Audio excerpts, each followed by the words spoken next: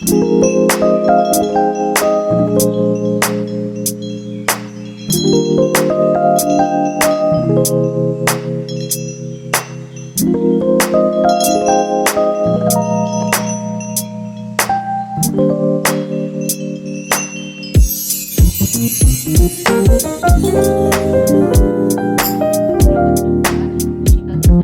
बारे में अध्ययन करेंगे कि कोशिका की संरचना कैसी होती है। कोशिका की संरचना का अध्ययन करने के लिए हमें एक विशेष यंत्र की आवश्यकता होती है जिसको हम सूक्ष्मदर्शी कहते हैं। कोशिका की संरचना का सर्वप्रथम अध्ययन रॉबर्ट हुक ने 1665 ईस्वी में अपने ही द्वारा बनाए गए सूक्ष्मदर्शी से किया और उन्होंने उसकी संरचना में बताया कि कोशिका में मुख्यतः 3 भाग होते हैं: कोशिका झिल्ली, केंद्रक और कोशिका द्रव्य। पादप और जंतु कोशिकाएं दोनों अलग अलग प्रकार की होती हैं और दोनों ही कोशिकाओं में कुछ अंग जो हैं वो समान होते हैं और कुछ अंग असमान होते हैं। तो हम आज बारी बारी से पहले पादप कोशिका की और उसके बाद फिर जंतु कोशिका की का अध्ययन करेंगे। तो सर्वप्रथम हम बात करते हैं पादप कोशिका की। ये पादप कोशिका की संरचना का चित्र है। ठीक है, पादप कोशिका मतलब पौधों में जो कोशिकाएं पाई जाती हैं, पौधों का शरीर जिन कोशिकाओं से मिलकर बनता है उनकी संरचना कैसी है आप ये देख रहे हो। इसमें बताया क्या गया, हर कोशिका में 3 भाग होते हैं। एक होता है कोशिका झिल्ली, उसके बाद ये केंद्रक और इसके बीच में पाए जाने वाला कोशिका द्रव्य। तो सबसे पहले पादप कोशिका में जो बाहरी ये कोशिका झिल्ली है, ये क्या करती है, ये कोशिका की सुरक्षा करने के लिए है और ये पदार्थों का आदान प्रदान करती है। मतलब कोशिका के अंदर और बाहर जो पदार्थ आ जा रहे हैं उसका नियंत्रण का काम कोशिका झिल्ली का है। पादप कोशिकाओं में कोशिका झिल्ली के चारों तरफ एक मोटी संरचना दिखाई दे रही है, ये होती है कोशिका भित्ति। ये कोशिका झिल्ली की क्या करती है, सुरक्षा करती है। उसके बाद ये है केंद्रक। पादप कोशिका में केंद्रक जो है वो परिधि की तरफ पाया जाता है, छोटा। और केंद्रक क्या है, ये पूरी इस कोशिका का सबसे महत्वपूर्ण अंग होता है। केंद्रक का कार्य है, ये कोशिका का विभाजन करता है और कोशिका के अंतर्गत जितनी भी क्रियाएं हो रही हैं उसका नियंत्रण केंद्रक द्वारा होता है। फिर ये केंद्रक और कोशिका झिल्ली के बीच में ये जो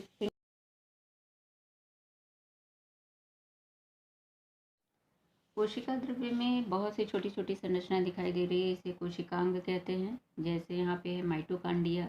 माइटोकांड्रिया ये दोहरी झिल्ली का बना हुआ कैप्सूल की तरह की रचना है। इसका कार्य है क्या है, ये श्वसन की क्रिया में भाग लेता है, ऊर्जा उत्पन्न करता है और ऊर्जा का संचय करता है, इसलिए इसे पादप कोशिका का पावर हाउस मतलब ऊर्जा गृह भी कहते हैं।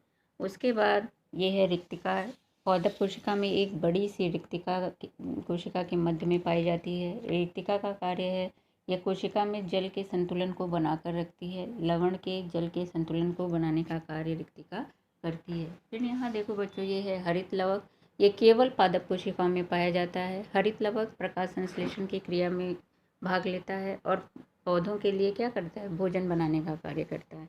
फिर यह है गाल्जी कॉम्प्लेक्स। गाल्जी कॉम्प्लेक्स ये पदार्थों का संश्लेषण करता है, उनका भंडारण करता है।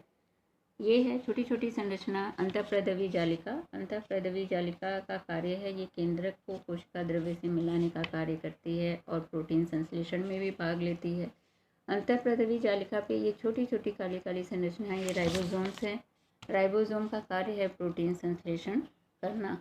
ये तो बात हुई कि इसकी पादप कोशिकाओं की। अब हम जंतु कोशिका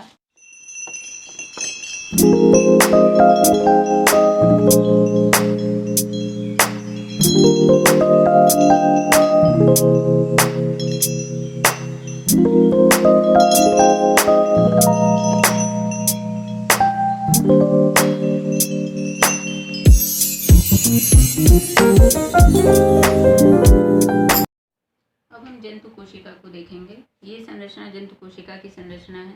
इसमें देखो बच्चों, इसमें भी बाहरी आवरण जो है कोशिका का वो है कोशिका झिल्ली।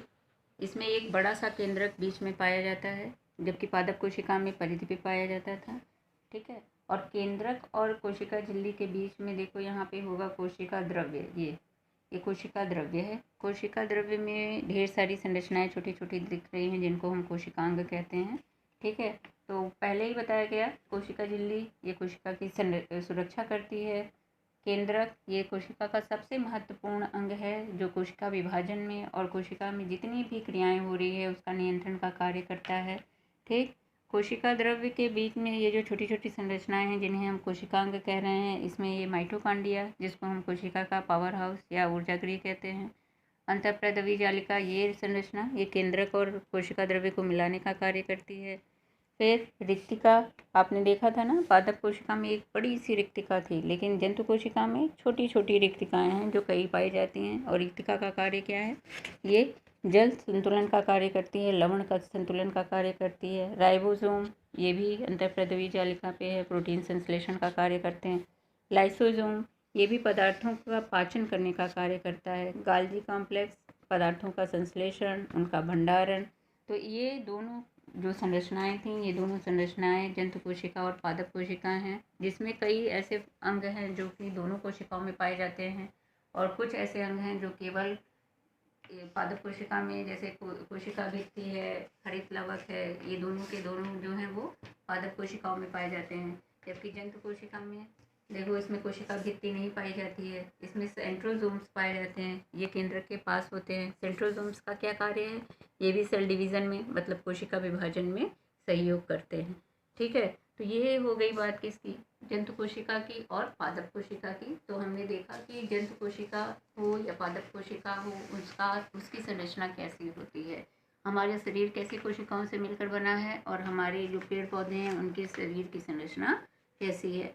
ठीक है, तो अब आगे इसके बाद हम लोग देखेंगे कि इसमें जो भिन्नता है, तो भिन्नता हम बता ही दिए आपको कि पादप कोशिका में हरित लवक पाया जाता है, उसमें कोशिका भित्ति पाई जाती है।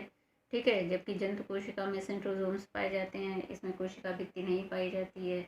उसका केंद्रक परिधि पर होता है, इसका केंद्रक मध्य में होता है। पादप कोशिका में एक बड़ी सी रिक्तिका मध्य में स्थित होती है, जबकि जंतु कोशिका में जो है रिक्तिकाएं छोटी छोटी ढेर सारी होती हैं। तो आपको समझ में आ गया होगा कि कोशिका की संरचना जंतुओं की कैसी है और पादप कोशिकाओं की कैसी।